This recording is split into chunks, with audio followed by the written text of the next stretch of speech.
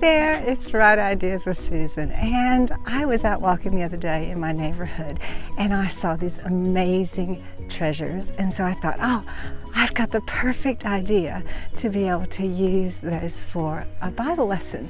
So I've come back and I wanted to show you the little treasures that I found, and I've come to collect them. Let me just show you. Have a look here. Look at that. And I thought, oh, I know the perfect Bible story to use this for an object lesson. So I'm going to collect a bunch, and I can't wait to show you how I'm going to use them for an object lesson. Does anyone want to see what I brought today to class? Look in here. Look at that. Oh, does somebody want to come up and have a look? And then I would get a child to come up and pull one out. And I'd say, oh, what's that? And then they would tell me it was a seed pod. And what's in it? Some seeds? Yes. Did you know that all the trees in my neighborhoods got lots of these seed pods hanging all over it? Let me show you what's inside. And then I would show some of the seeds that are inside the seed pods. And I'd say to them, do you think all the seeds from the seed pod are going to turn into trees? And they go, no. Well, why not? And then I would get the kids to tell me why not all the hundreds and thousands of seeds aren't going to grow into big trees. As I listened to their answers, I could use my iPad and show them photos of the trees and how I found seeds on the road, on hard rocky soil, and even a seedling in the weeds. And then I found a little tree growing as well. Then I'd say to the kids, did you know that one day Jesus was teaching a lot of people and he told a story about some seeds, kind of like these seed pods. And we're going to have a look at it. So then I would put the passage up on the smartboard and do guided reading. Or perhaps if the kids have their own Bibles, let them look it up in their Bibles, or maybe on their own device, or give them a sheet with the passage on it.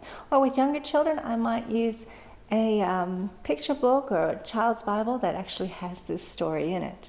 And then I would just do guided reading through the passage. After we've gone through the story, I tell the kids, why did Jesus tell a story like this? And you know what? His own disciples asked the same question. They said, Jesus, you're telling us all these stories, but what do they mean? And did you know Jesus told them what the meaning of the story was? So let's have a look at what he told them. Then we'd go through the explanation of how he explained the meaning behind the story. Then after we've gone through the meaning of the story, I would say, now let's pull this apart a little bit more and let's draw it together. And so I could draw it up on the board and they could copy it and draw it into their notebooks on a plain piece of paper, or I could give them a prepared sketch sheet and they could follow along with me and we could talk through the explanation and the meaning of the story together as a reinforcement. And another way you can follow it up after you do a little sketch together is you can just show a video clip. And there are so many really good children's video clips on this story.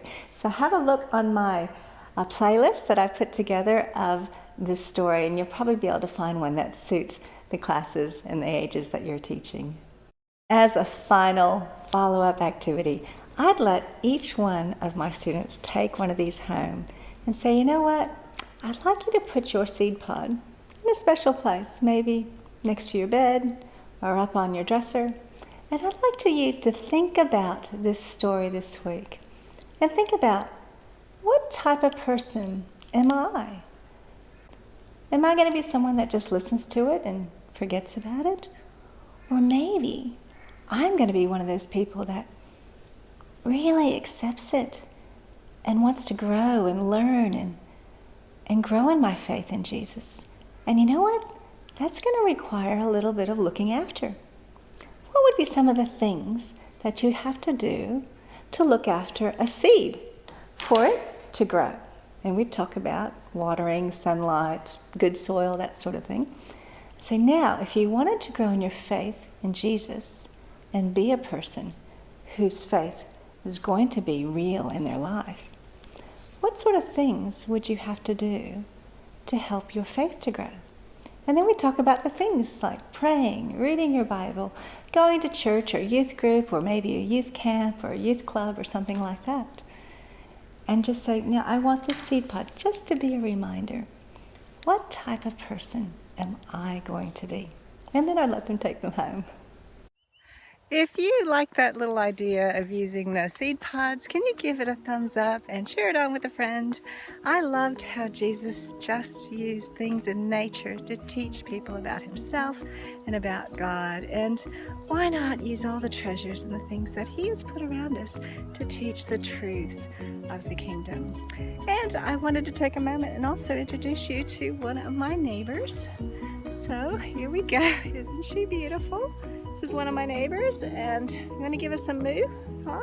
And thanks so much for coming out for a walk with me today, and we'll catch you in another one. Thanks. Bye.